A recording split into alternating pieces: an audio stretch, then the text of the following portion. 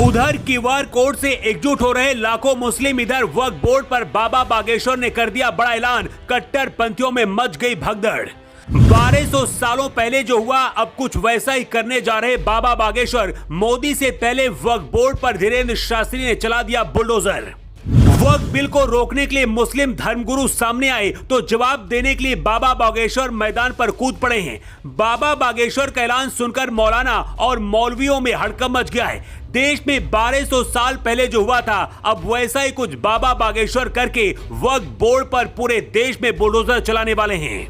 वक्फ bill को लेकर पूरे देश में बवाल मचा है। अब इसमें बाबा बागेश्वर की भी एंट्री हो गई है। बाबा बागेश्वर ने इसे मौलानाओं की मनमानी बताया है। इसके साथ ही अब वक्फ बिल को लेकर बाबा बागेश्वर ने एक बड़ा ऐलान करते हुए खुद कमान संभाली है, जिसके बाद से मुस्लिम धर्मगुरु और विदेश से क्यूआर कोड मुहिम चलाने वालों के अंदर हड़कंप मच गया है। बाबा बागेश्वर ने देश में पल रहे कट्टरपंथियों को लेकर भी एक बहुत बड़ा ऐलान कर दिया है। अब इन तस्वीरों को देखिए, जहां घर से लेकर दुकान, मस्जिद और मदरसे तक सड़क और वाहनों में भी क्यूआर कोड मुस्लिम समुदाय के लोग लगा रहे हैं। इसे स्कैन करके वक्फ बिल को रद्द कराने की ताकत इकट्ठा की जा रही है। वक्फ बिल के पास इस वक्त इतनी जमीन है कि दिल्ली जैसे 3 महानगर बन सकते हैं उस जमीन पर। योगी आदित्यनाथ का यूपी देश का सबसे बड़ा राज्य है, इसलिए यूपी में वक्फ की सबसे ज्यादा संपत्ति भी है। देश में वक्फ बोर्ड का आतंक कितना ज्यादा फैल चुका है इसे ऐसे समझिए कि ये बिहार का फलुहा गोविंदपुर गांव है, जहां पूरे गांव में वक्फ बोर्ड ने नोटिस लगा दिया और गांव वालों को 30 दिन के अंदर जमीन खाली करने का फतवा जारी कर दिया गया। यहां रहने वाले लोगों का कहना है कि यहां किसी की जमीन 100 साल पुरानी है तो किसी की 40 साल पुरानी जमीन है। सभी घर बनाकर यहां पर दशकों से रहते हैं। अचानक वक्फ की तरफ से नोटिस दिया गया कि यह संपत्ति वक्फ की है।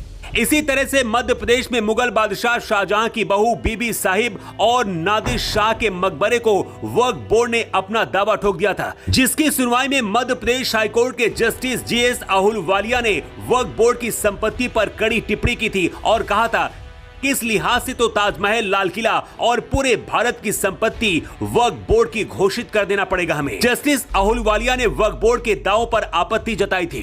वक्फ बिल विवाद पर अब बाबा बागेश्वर की एंट्री हो चुकी है। 1200 साल पहले जब भारत राजनीतिक और धार्मिक दोनों तरह से बटा हुआ था, उस दौरान आदि गुरु शंकराचार्य ने उत्तर से दक्षिण और पूर्व से पश्चिम तक पदयात्रा करके पूरे देश को एक साथ जोड़ने की शुरुआत की थी।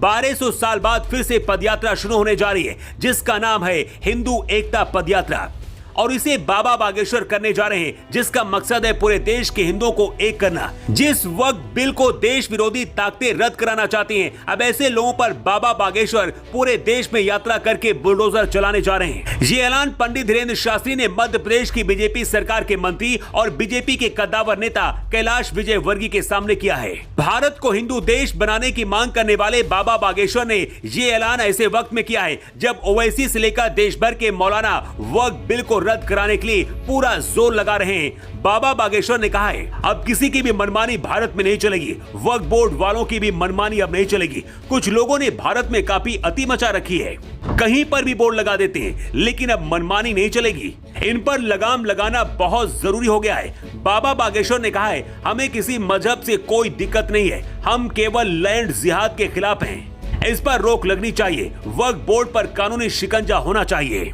बाबा बागेश्वर के साथ देश के कुछ मुस्लिम भी खड़े हैं जो समर्थन कर रहे हैं कि वक्फ बोर्ड पर कानूनी शिकंजा होना चाहिए। मध्य प्रदेश हज कमेटी के अध्यक्ष रफत वारसी ने कहा कि भारत में वक्फ बोर्ड के पास पाकिस्तान के बराबर जमीन है।